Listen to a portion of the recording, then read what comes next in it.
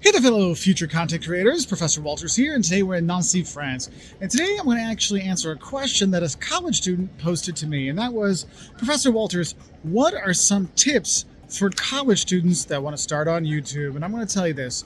If you're in college, you have a lot of opportunities to create content, which is fantastic. So there's plenty of things out there for you to do. And I want to tell you, when you're starting to do this, start with what you know. If you're a fashionista that loves dressing up and having cool outfits, that's an easy way to go. If you're an athlete, the sports you play, that's a way to go. If you're a Dungeons and Dragons dude, that's a way to go. But you want to start with something you really know about, because then you're comfortable talking about it. You're comfortable making videos about it. And also you sound like you know what you're talking about. Because I'm going to tell you, if you choose a topic that you do not enjoy, you will not stick with it. And that's one of the biggest things you need to know as a content creator. It is not overnight success. Those viral videos, they do happen occasionally, but you have to keep working at it again and again and again. So you want to find a niche you can keep making content. That's why I recommend start with something you know. So think of it like this. Your life is content. What are you doing in your life? How could you help out? What could work? What pain points do you see in your life that you fix that could be something that can help other people? These are things you can focus on. And then with those things, share your experiences, share what you learned. That's going to help out. I think that's a good place to start when you're looking to become a content creator. Now, once you figure out the topic you want to get on, I do recommend, if you're going to make content, do what's called batch content creation, where you make a bunch of videos at one time. Because you're a college student, you know the last 2 or 3 weeks of college are insane. You know the first week of 2 weeks of college, the week before classes start, are insane as well. And you might not have time to make out content. So if you do batch content creation where you make 5 or 6 videos at one time, then think about it. If you're posting one video a week, that one weekend you get those 5 videos done, wow, you've got a month and a half of content already made. And so when you are busy because of exams, because you're working on stuff, because your job is not giving you the time off, then you can do that. That'll be very helpful. Because let's be honest, you may be famous on YouTube, but your professor doesn't care. They still want the homework in by Friday at midnight. Now, something I recommend, and I also say be careful about, is use trends to help you grow. So if there are trends out there, dance trends, joke trends, fit trending music, use those to your advantage, because on Instagram, on TikTok, those kind of trendy musics really help you get out to a lot of audience very quickly, which help grow your audience a lot. But you have to remember, you have to be delivering value. What is the value you're delivering? That's why it's important to go back to that niche you focus on. Are you helping people? Are you making them grow? Are you entertaining them?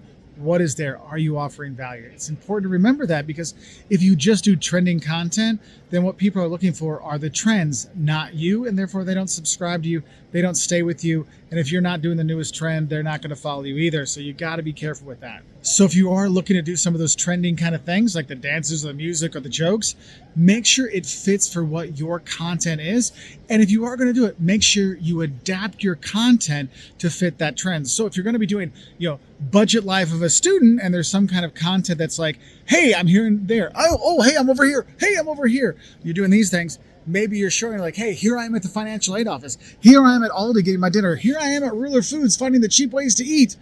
These kind of things fit, and that works better than just having a random trendy video that's a copycat of something else that someone else did. Because look, nobody goes to Burger King to get a Big Mac. You go to McDonald's for a Big Mac. So why would Burger King copy it? It's going to fail. Same thing for you. You cannot imitate it. You need to start at your own kind of sandwich, right? Just like you have to have your own take on those trending topics. Now, another thing I think that really helps, especially if you want to take content creating to like a professional level, is don't just think of it as a hobby, like something fun I do on the side. Oh, I occasionally make D&D videos. Occasionally I review toys. Occasionally I do a little budget thing for students. No, you have to think of it like a professional. You have to think of it like it's a job, because once you start doing that, you start thinking about it differently. You start looking at it differently. You start making more content. You start looking at the analytics to see, hey, what did my audience like? I need to make more videos like that, as opposed to videos I think they're going to like. No, and that's why my next tip for you is, once you start making videos, whether it's on TikTok, Instagram, YouTube, wherever, look and see what works. Look on those analytics. What is getting the views? What is getting the engagement? I mean, who's getting the likes? What videos are getting the comments, the shares? What videos are getting you subscribers? Make more videos like that. That's going to help you grow. And kind of going back to the professional side of things, if you start acting like a professional and doing it in a professional way, your content gets taken as a professional way. Not just, oh, some student made this. No, it's a young professional. It's an influencer doing these things. They look at you very differently when you take it professionally. Now, with those analytics, other things I recommend you do is use search and optimization, use ChatGPT, use Google Analytics, use YouTube Insights, use Facebook Insights, TikTok Creative Center. There's all kinds of things that can help you come up with ideas, but also that will help you learn. Like YouTube has a whole training series about how to be a YouTuber. Watch those videos. Find videos like Nick Nimmin, who has really great videos. Daryl Ease has great videos teaching people how to be YouTubers. Watch those and grow from those. Also, when you start learning about search and optimization, you start learning about the analytics, looking at other things and looking at your competition and people that do similar things to you, you start to learn from them. You start to see what you like, what you don't like. And honestly, if you're starting out, here's my big tip for you.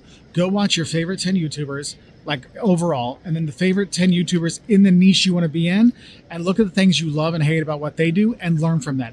Imitate the loves and don't do the things you hate, right? And that's going to make your channel better because you can really learn from your favorite YouTubers and your favorite TikTok artists, right? It does happen. And then I want to tell you this.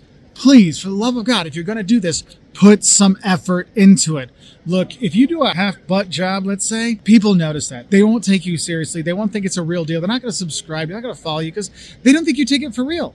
So if you take it serious, like in that professional way I said before, but you take it seriously and you make good content, remember, content is king. That is what you want. You want to add value when you make a video. You add value every time. If you're making a travel video, are you helping people find better restaurants? Are you helping them get around the city and not get pickpocketed? If you're making business videos, are you helping them solve their business problems? If you're doing Dungeons and Dragons thing, are you teaching them how to make cool characters? These are things you want to kind of think about. What are those pain points we're getting over that we're going to help you through and we're helping people through it? That's going to get people to subscribe. That's where you should start, okay? So think about it this way. Think about your life. If you're a college student, what is it? College life videos you can make. Budget living you can make, study guides you can make for the classes you're in or you do well in. These kind of things can make a difference and they make a good place to start off. Anyway, I'll say bye from here in Nancy, France, and good luck on your adventure into content creation.